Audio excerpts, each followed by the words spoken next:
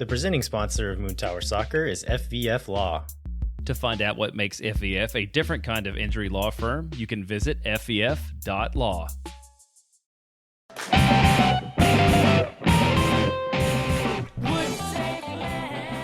Hello, friends, and welcome to Swoontower Soccer, an Austin FC podcast that's all about the boys. I'm Steph Craniola. And I'm Mike Craniola. And we are still all about the boys. Same as 10 seconds ago. It's true. So this week, we are coming to you to talk about the draw in Miami, the win in Minnesota, and then the loss in Vancouver. 3 road trips. Road trip. I assume, actually, we know that they fly. They don't get to do road trip. But, who would be the best road trip partner out of the boys? This is a really great question. And part of me wants to say Ethan Finley, because you could definitely count on him to drive the whole way and he would give you control over the music.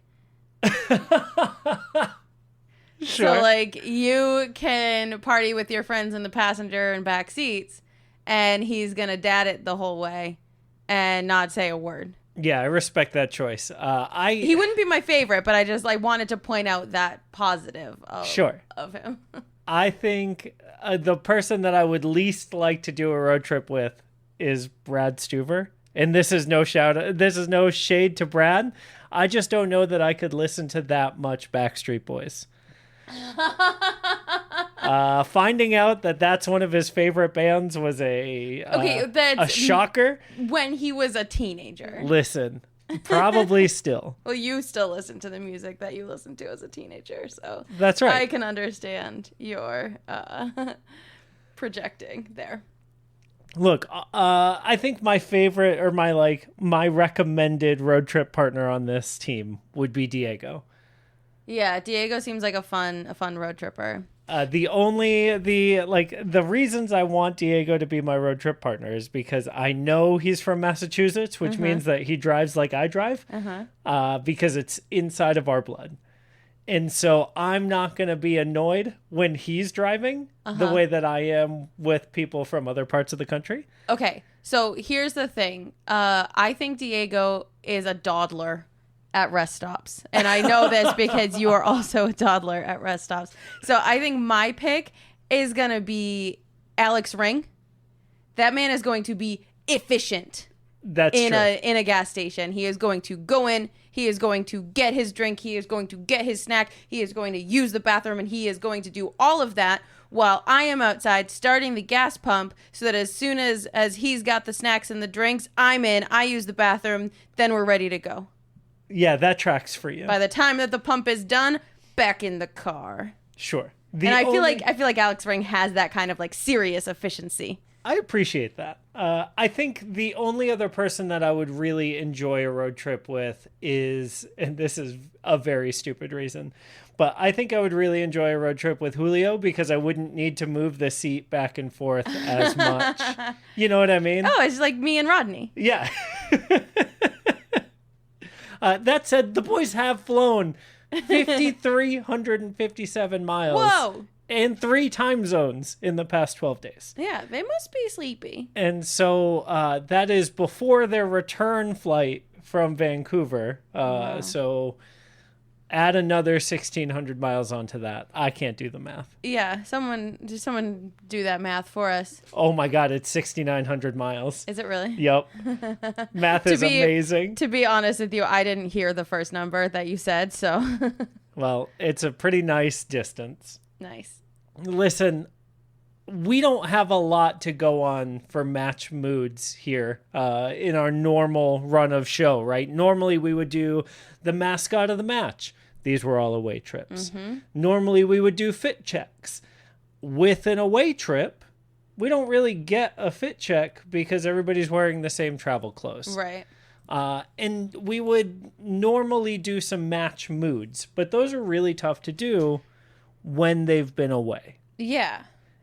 Because it's harder to see because most of our match mood content comes from getting to see them on the sidelines warming up and really getting to like feel the atmosphere, see them in person, and we just don't have that sort of like, we can't move the cameras. Oh God, could you imagine? Yeah, if it was like VR and like where your eyes go it like tracks your eyes and the camera goes there. That would be worth it for the Apple Pro Vision $3,500 snowboard goggles that they're selling. Only if they film it though, right? Because like, right. Well, yeah.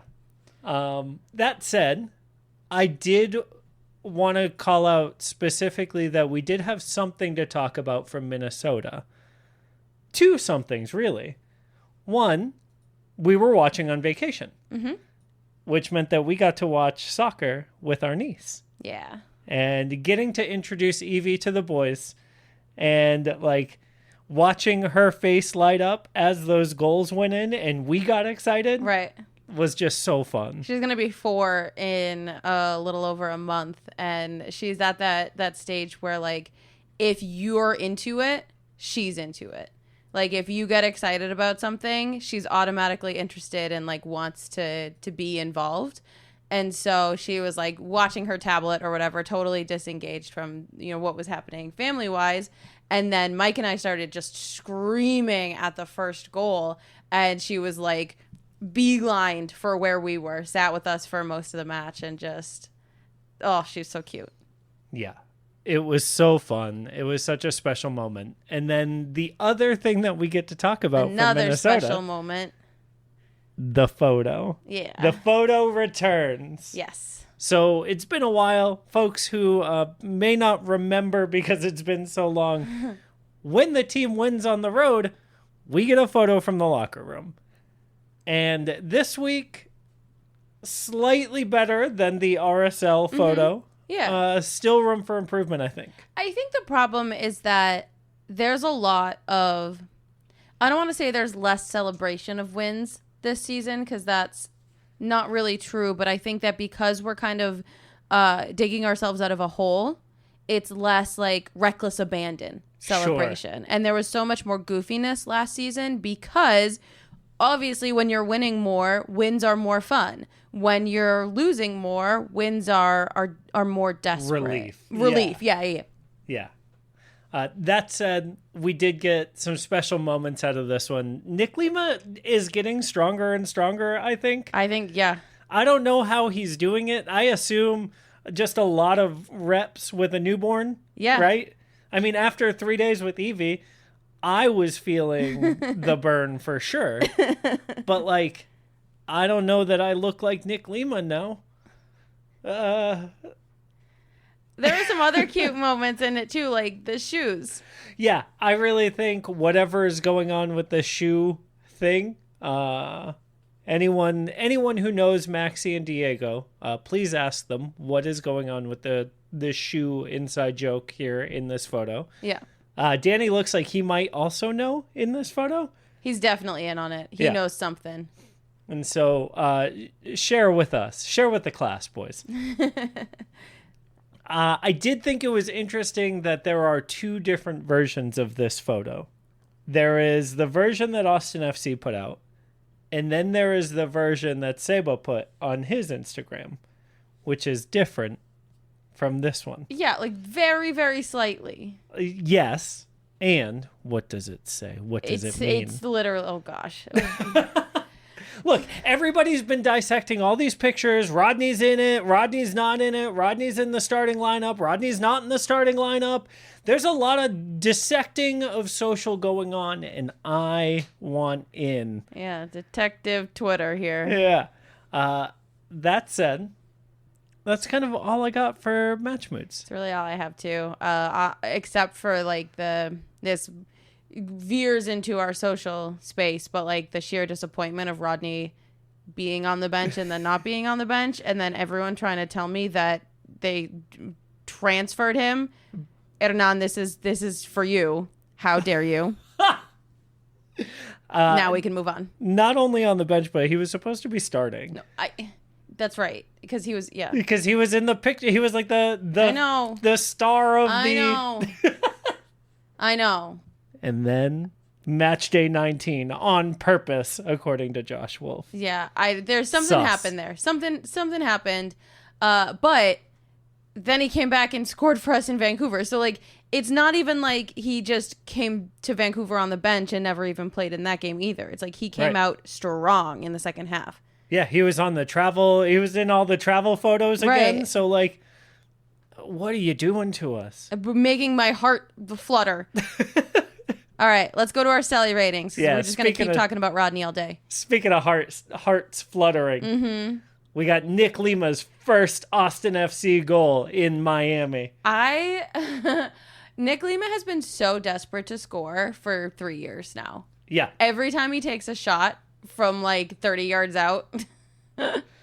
This time, though, he took the shot from within the 18-yard box. I know. And it went in. I know. I was so happy and so just like thrilled for him. That feeling must be so nice. And you can tell that he was overcome with the feeling because of his celebration. This gigantic fist pump. Like the strongest it's only punching the air. gigantic because he has a gigantic fist. It's because all of his muscles are so big. They just can't help but propel him up. It was nothing like exciting or unique. What is it with this fist bump jump? I'm sick of it. 3 years of fist pumps coalescing at once. Maybe that's a 9.5. I'm going to give it a 6 out of 10. Wow. It's just, I am begging these boys to have more fun with their Cellys. And maybe it's like what I was saying earlier, that like the goals are more desperate or more relief. And so it's less like creative, but like in the next game we'll get a little gold. So yeah, in Minnesota we get some really good Cellys, and we'll start with Diego's first. Yeah, so Diego does this like little finger gun hand shimmy thing out, and then sits down on the ground to like meditate. Yeah, it's very zen. It's a moment of relaxation. It's a moment of accepting the universe has conspired to allow this goal to happen. I loved it. Also, what a feed from Danny. I know that's neither here nor there, but wow. And Diego running to Danny first for the celebration. Great. Yeah. Great to see. I'm going to give this one a 9 out of 10. Oh, nice. You're almost on my level here. This is a 9.5. I love it's like a culmination for him, right? Like he's finally getting over the hump here. He's starting to feel himself. We're starting to see some creativity. Love to see it. What are you giving it? 9.5. Okay, great. All right, so Saba's first goal of this game, penalty kick. Yeah. So what did you think at the very beginning of this celebration? I thought 6 out of 10. It's a arms out, jump fist pump.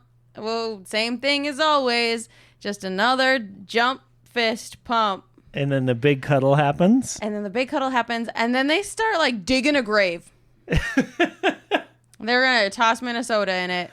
And it was amazing. So that was what I thought as well, was like, oh, they're burying this team, right? Yeah. I thought it was a pretty aggressive celebration for a team that was pretty handily playing us out of the park for the first half of this game.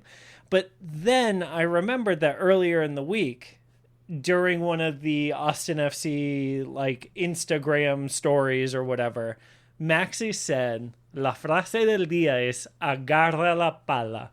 And I had no idea what that meant. And so I Googled it, like you do, to find out if it's Argentine slang or what the deal is. And it turns out, yes, it's Argentine slang for like put in work, but it literally means grab the shovel. And so that like shovel celebration is them like, yo, we put in the work. Yep. And here we are. Yeah. Pretty good. I liked it. Pretty good. I liked it a lot. That's a 9.5. I'm going to go with 10 out of 10. Wow. Yeah. Okay. Yeah. That's what I like to see. I like to see him switching it up. I like that everybody was in on it. Yes. You know what I mean? There were like 4 or 5 people in on that shovel Celly. Yeah. It was really cute. And then we got another another just reading your note here. We had another Seba Celly. You want to take this one since you added this tag on the end of it? Yeah, so after Seba's goal, which beautifully taken goal, put it in the Louvre level goal, he runs straight to Maxi in the corner. Maxi's warming up. He runs straight into his arms, jumps into him, the biggest, cutest, gooniest smile. Oh, so pure. And then he gives the heart hands that he gives all the time, but at his mouth, and his hands look like they're eating a cheeseburger. Okay. He's got this big grip on a burger. Honestly, I'm getting hungry now. Oh my gosh. But that's what it reminded me of. And so matching my mood, that's a 9.5. I'm going to go with a 9 out of 10 for this one. Okay. Just for the for running straight to Maxi because they're such good friends and I loved it. All right, and then we had an Emiliano Rigoni goal, a Rigoli. Oh boy, I like that one. It's better than last night when Emmy went down with his knee, and I told you it was a Rigau knee. And then you didn't understand my joke, so I had to explain it. I'm so glad you did. You're welcome. I'm so glad you did. Yeah. And I'm also still crossing my fingers that knee injury is nothing. Yes, also same. So yeah, Emmy kind of just got up, dusted his butt off, and just walked over to the corner. Yeah, it looked like he might have been walking toward the away section. Yeah, which was cool and nice. It was also, to be fair to the lack of celebration, a very last minute kind of no value goal. No, but usually that's when we get the fun stuff. And so I don't know. This is my most disappointing 9.5 I've ever given on this show. I think what I'm worried about is that Austin FC Twitter bullied him so hard last time for doing the hands up celebration, and they read all these weird ego things into it that he just said, fine, I'm just not going to do a celebration. If you're going to pick it apart and dissect it anyway, what are we doing here? Picking it apart, dissecting it. 6 out of 10. Wow. All right, moving on. That's all 4 goals from Minnesota, and then we get 1 in Vancouver. Yeah, we did. Do you want to talk about it? I do. Oh, Rodney came on, and I looked at Mike, and I said, Rodney's scoring a goal tonight. And that's not what you said. You're right. I said Rodney and Emmy are both going to score a goal tonight. But I think that if Emmy had stayed in, he would have. So. And then also a hat trick at one point. I did say Rodney was going to score a hat trick, but that was after his first goal. Listen, leave me alone. I'm just really excited about Rodney. He played so good. He was so good. He was so spicy. He was very good. Oh, it was great. Every time. Oh, Red Ace is there. Yeah, he is. Yeah, the announcers really thought highly of Rodney Red Ace. Yeah, as they should. That's one of the things. That's one of the good things about Apple TV switching it up, is that the announcers don't have a bias against these players, because you know if it's Adrian and Lahoud, they're gonna be oh, wow, Rodney's a little better than normal tonight, right? I think Adrian and Lahoud love Rodney as much as we do. You think? Yes. Well, as much as I do. I don't think anyone can love Rodney as much as you do. Tell us about this goal celebration. Okay, sorry. So he does a little jumpy fist pump, but it's better when he does it because he's so cute. He does look like, in Mario Brothers when you get hit. Bring. Well, you get hit once and then you go down to little Mario, and then the fist pump. That's what his reminds me of, is when you're little Mario as opposed to big Mario. I buy it. So he does his little fist pump, and then just Maxi runs straight into him, and then Emmy, and then little Wolf, and it just is this sweet, beautiful little cuddle pile, and it was an 11 out of 10. Yeah, God forbid the Apple announcers have any sort of bias. Yeah, that's what I'm saying. This one jumps up in score for me because of Emmy's golazo when he's celebrating with Rodney. And so this one's a 9.5 out of 10. It might not have been without that Emmy. Social media standouts for the week. Oh, yeah, we got new social alert. New social alert. So I'm sure you all are aware Threads exists. It's an Instagram meta Twitter version of Twitter. Yeah. It's fine so far. It's been, what it is. The only two players that I have seen so far are Brad and Danny. Danny hasn't done much. Brad's engaged a little bit more because Brad's cool. Brad's up on the new socials alert. Yeah, he's hip and cool. There's also a lot of Austin FC 2 players that are on Threads right now. Yeah. So I'm liking that Austin FC is taking as much time to post on Threads as they are Twitter. It's pretty easy to do both once you kind of get started, but we'll see what happens. Yeah, we've got on the Austin FC 2 front, we've got Anthony Deonda, Czech Torre, CJ Fodre are all on Threads as well. And so if y'all are on Threads, make sure you're popping in there to see what's going on. Yeah. Brad has by far been the most active on it. Yes. But it's pretty neat. And follow me at Krogels. Yeah. I'm still Future and then the letter X and then skeleton everywhere. All right. So that happened. And then going back to Threads Daddy, Instagram, we had some exciting action today. Yeah, so I'm glad you brought this up because I kind of want to talk about it a little bit where, like, have you noticed that every time there is a center back at Austin FC, Johan Romagna posts a photo of himself in Austin gear? It's so funny that you mentioned that because I have noticed. And I just, I just think it's it's so petty. It's so petty, and I love it so much. I was gonna say coincidental. Oh no. When he posted, like, does this look chubby to you or whatever with his six-pack, that's when I knew that we had let an angel go. Yeah. Because, oh God, I love him so much. And that level of just like, it is intentional. I believe that it is 100% intentional. But also, while I say it's petty, I think it's coming from like a more heartfelt place than I might have given it credit for a while ago. Because I messaged him today. Oh? Yeah. Slid up into Romagna's DMs. What's up? Because he put up this Austin FC hoodie story, or him in an Austin FC hoodie in his story.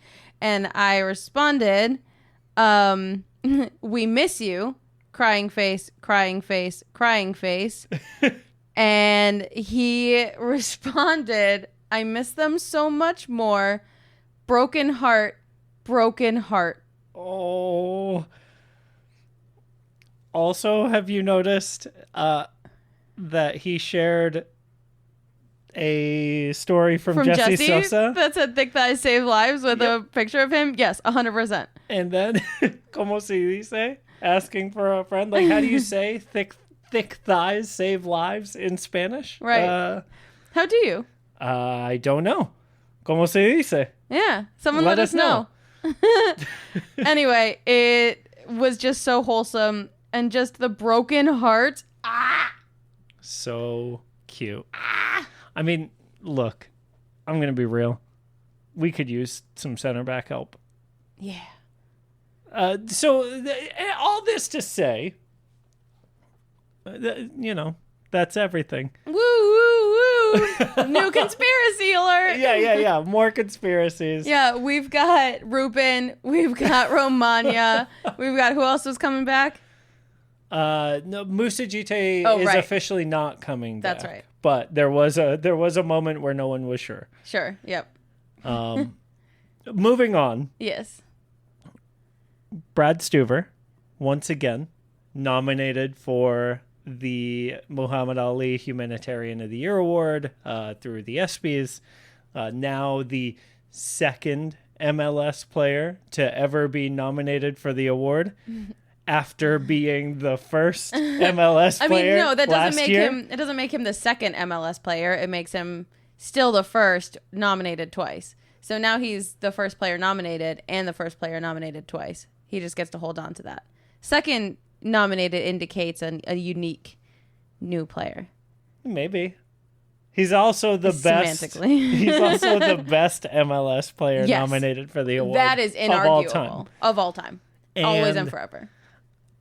Again, was robbed. It's so hard in a category like this because, like, all of these folks are doing so much for their community and they're doing so much good. And it's, like, so important to highlight and so important to have a space for that at an awards ceremony. And I think that obviously just to be nominated is such an amazing achievement and such a great testament to how incredible Brad is and how great he is for the community. And I would like to see him win.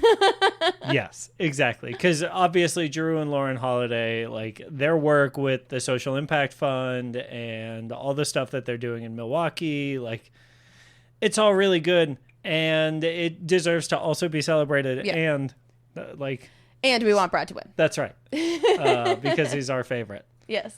And so, Brad, you may not have won the ESPY, but you have won. What does this note say here? The SB of our hearts. Yeah. Yeah. So the excellent person. Excellent super person. Yay. Award? Award.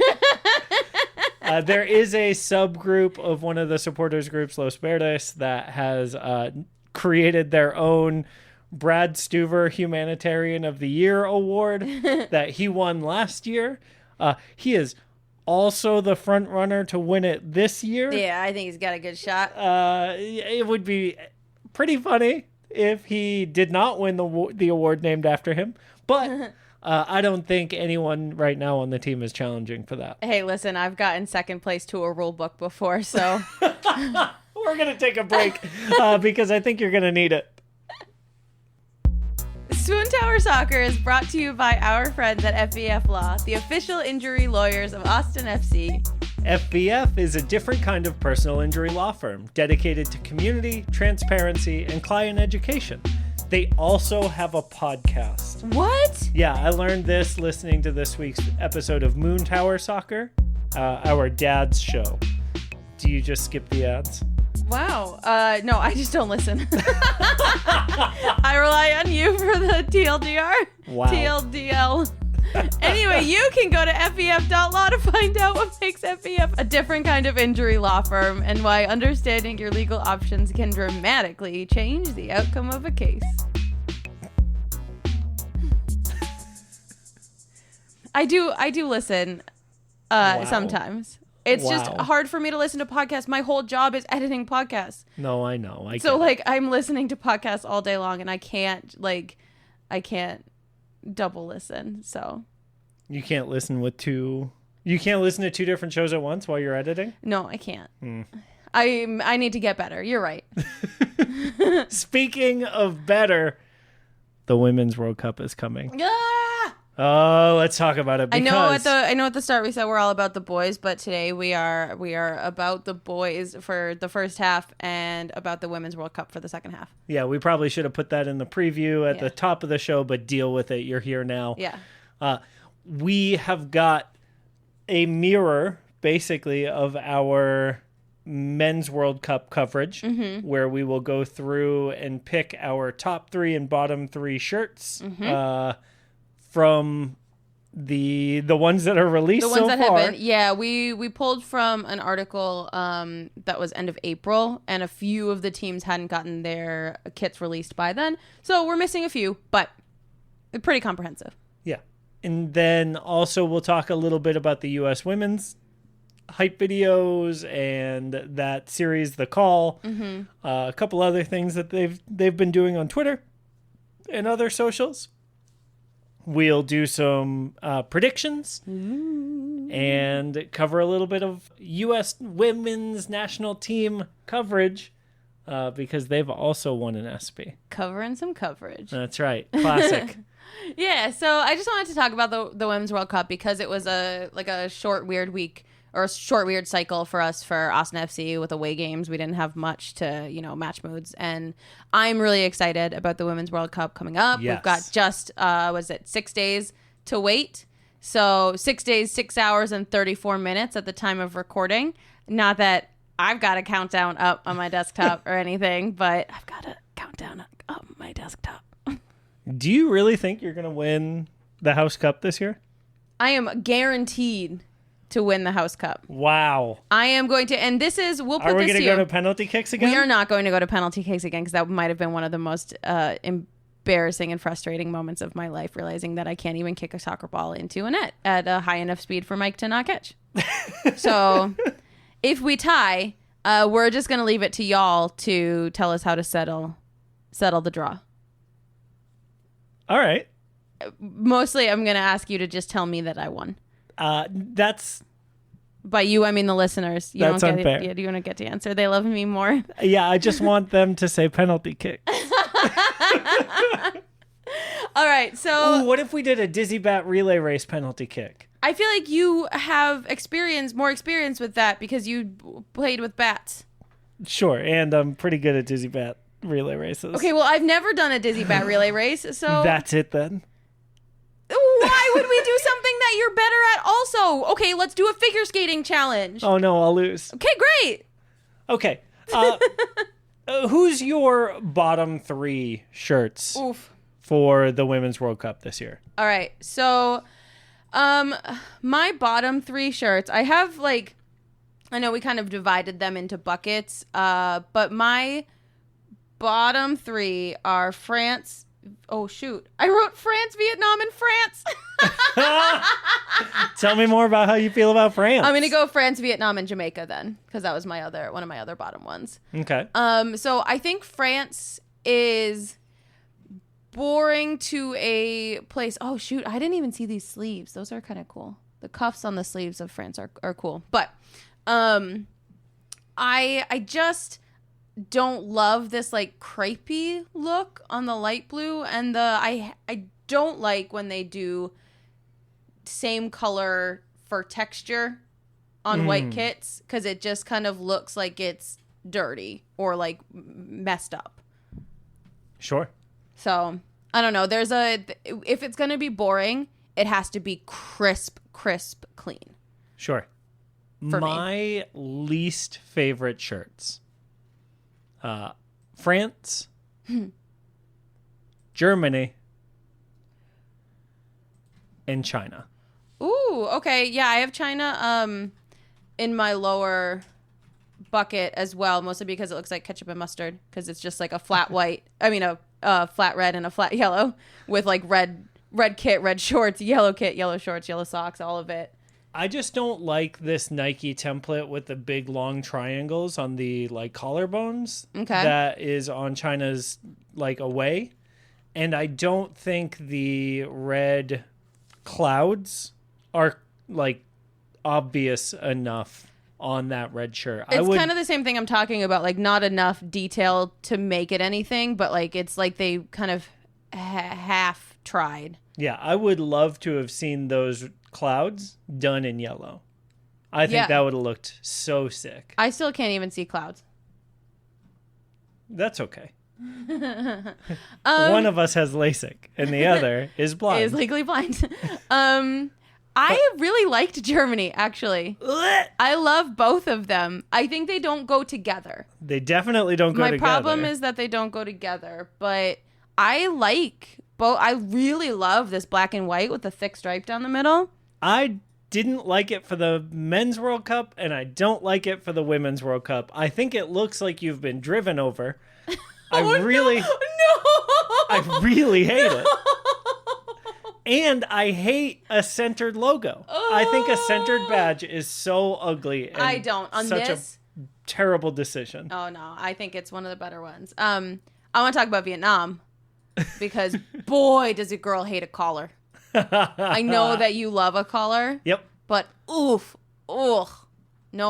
thank you. And also, again, just the plain plainness of the kits. There's this like maybe detail on the white that is impossible to tell. Yeah, I don't like the Vietnam collared kit because the white has that pattern, that like marbling thing, but it's not done well. It looks like a stain. Mm-hmm. It looks like when you leave your clothes in the wash for too long. Yeah. Like after they've been washed, and then it gets a little moldy because you're a buffoon.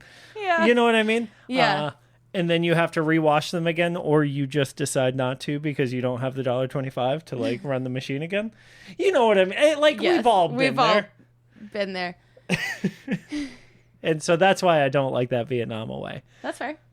Oh, who are your top three then? Okay. I did want to talk about my other bottom three. Oh. Or like my other kit in the bottom. Oh, got it. Which is Jamaica. And I want to call it something that I really, really love. And I don't think I've ever seen a brown kit. I love the idea of a brown jersey, but it's not. The yellow one looks like a baseball shirt. There's something about it that screams baseball to me, and that was another. The pinstripes. The pinstripes, and there were a couple others that were very baseball-y. But I feel like if they're gonna go with this color that nobody uses for the brown, like make it exciting, like make it not just. I don't know. It's just boring. It's flat. See, I was unwowed by the Jamaica kit. They were in my meh category. That's fair. Because I really wish they had done the piping for the collar and the sleeves in the flag colors. If those had been black, yellow, and green, I think that would have been sick. Like their home shirt has. Sure. But on the away shirt instead. And I think that would have made it pop. Like, that would have made it, given it some excitement. That said, I really like their classic home shirt a lot. You also love baseball. Yeah, but this to me is like the Jamaican shirt. You know what I mean? Yeah. And so I already can see that you are taking my number one favorite shirt. Okay, so I'm going to say it first. It's Nigeria. Yeah. Absolute. Top. Every single time Nigeria kills it. Oh my God. This black with the blue and pink, and it's gorgeous. And then this bright minty green with the armbands. Yep. Holy cow. Perfect. We'll link this article that we're going off of in the show notes. So if you want to see these kits all in one place, we'll have the link. But like, holy crap, this Nigeria kit is so good, and I want one. Well, can we alternate so that you don't steal all of mine? Yeah. Great. I want to talk about how good the Denmark shirt is.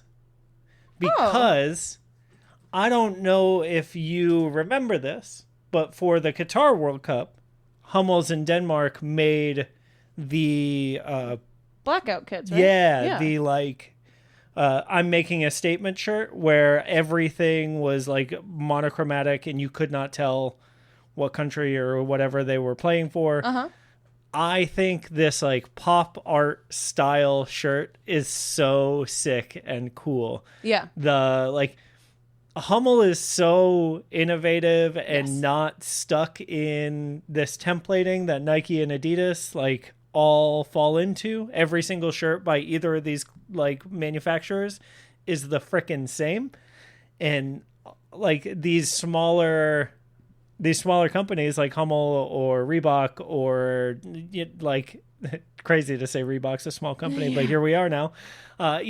They get to do more creative things. And I think this Denmark shirt is amazing. It's one that you really have to look at because this like, it doesn't stand out as being pop art when you're kind of scrolling by. But once you stop to pause, it's gorgeous. Yeah, it's super cool. It's my favorite. Yeah, no, it's very, very cool.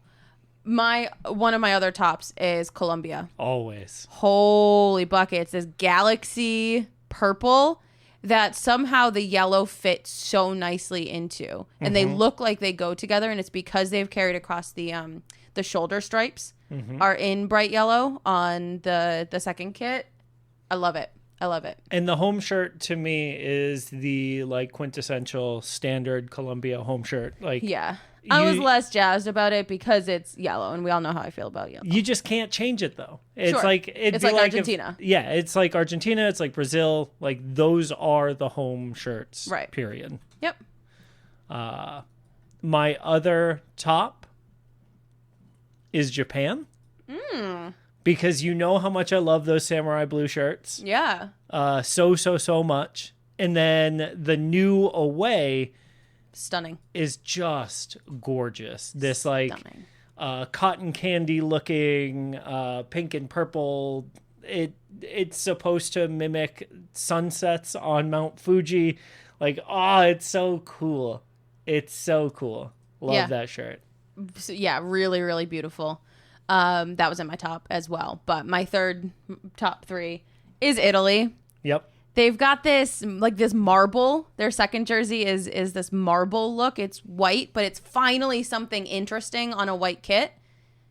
Yeah, It's- and it doesn't look like an accident. Correct. It's so purposeful, and it ties so neatly into the normal home blue kit.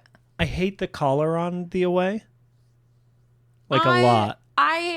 I don't mind it because it's not a collar like on the home, but I also don't like that they have 4 stars over their national team jersey because the women haven't won 4 World Cups. U.S. women have won 4 World Cups. oh, does Italy like pool? Yeah. What's mine is yours. What's yours is mine. Yeah. I like that.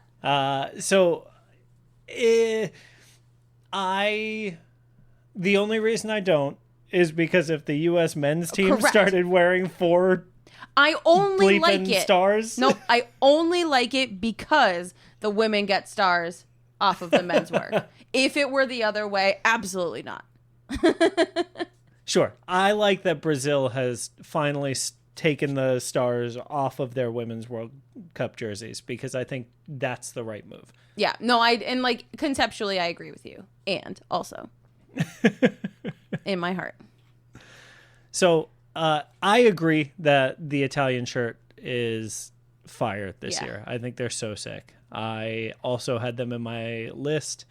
The other ones that I think deserve a special shout out were Canada's home shirt and Brazil's away shirt. Oh, okay. I loved the Yeah. the flowers on the shoulder or like the fronds or whatever, the leaves on the shoulder of this Brazil shirt. I think it's so cool. Really great color combination as Yeah. well. I wanted to give a shout out to Spain's away shirt. Ooh, I was 50-50 on it. I love it. What I don't love and why it wasn't in like my top is because I don't think there's a strong connection between the two. Like I don't see Sure. the tie between them as strongly as I want to, but I think that it's lovely. I hate a centered crest. Oh, that's right. I forgot. But otherwise, it would be absolutely in my list because that home shirt is so classic that I don't care if the away shirt doesn't connect to it at all. Got it. And this away shirt is so close except for the center. Oh, Crest. yeah. Okay. Okay. I also want to shout out, not in a necessarily positive way, but in like a you tried something way. I want to look at Argentina's away kit because Yeah. it is ugly. Yeah. Like, let's be real, it is ugly. But it didn't go in my bottom because they tried. They tried something. They like clearly had some fun with it. I don't know. They like Jackson Pollocked it and like the weird color. Like, it's weird and bad, but they went for it. That's how I felt about Portugal's away. This like weird. I think Portugal away is exactly like the U.S. away. No, because these colors are insane. Portugal's away reminds me of like a bad salami. No. Yeah. But it's exactly the same. It's just red and green instead of red and blue. No, that's not the Portuguese flag green. That's like a random green. And there's like a yellow or like tan or something sprinkles in there. You see them? I see them. Like, what is that? Because at least the U.S. is like blue. That's it, you know? Yeah, different blues. I guess And you're right. that's makes sense because that's one of our colors. All right. The weird salami, not my thing. Sorry, All right, Portugal. You heard it here first. Mike hates weird salami. Wow, that's what we're going with to close this out. Yeah. Great. All right, so I think that the U.S. women's national team has done a lot of really good social media work. They've really stepped up their game. They did a hype video where they got 23 different celebrities to introduce the members of the team, and it was just fun to see which celebrities like clearly watch soccer and which were reading off of a teleprompter. That was great. They did a video series where they showed the call. So getting the call of being called up, which made me cry on more than one occasion. They've also been doing a series where they have them painting or drawing like their name in an art canvas, and they ask them like fluff questions while they're doing it. That's sponsored by Volkswagen. Like it's a thing. It feels like we've got proper media buildup. Yeah. And that's something that I really have missed in the past. Yeah. So I just like what they've been doing. Love that last night they won the Arthur Ashe Award for Courage for fighting for equal pay. Yeah. Incredible recognition there from the ESPYs. So I'm really hype on the U.S. women's national team right now. Who was your favorite celebrity reveal for the roster? Ooh, and why was it? Bum, ba, dum, bum. It was actually not John Cena. It was Lil Wayne. Okay. Because it was just so. By the end of this 12-minute video or whatever, it just you're like, who else could you expect? Who could top all of these celebrities? And then Lil Wayne came out, and I was like, oh, that's who. Yeah. Issa Rae was my favorite because Issa Rae's my favorite at everything. Sure. I love her so very much. Okay. Yeah. It was great. It was like a really fun way to do it. Yes. So who do you have winning? The U.S. Yeah, obviously. Same. I know I didn't really need to put this in as a segment. I almost made us pick runners up, but U.S. Yeah, I don't want to. No, the U.S. is gonna win. They're gonna. Oh, it's gonna be so sick. I can't wait. Yeah. All right. Well, it's just about that time, Mike. Yeah, Steph. We got one question left here. Who's the man of my jersey? Yeah. It's Brad Stuver. Hey. Yeah. What a guy. He has done some work. He's done a lot of work this season, saving a lot of goals, and we've really needed it in a lot of those occasions. So on the field, he's been obviously incredible, but again, off the field, it's where he really shines for me as a good person. And I would hope everyone agrees that being a good person is so much more important than being a good soccer player, and how wildly lucky we are that he is both. I was gonna say sure, yes, and get you a man who can do both. Exactly. Like Stu.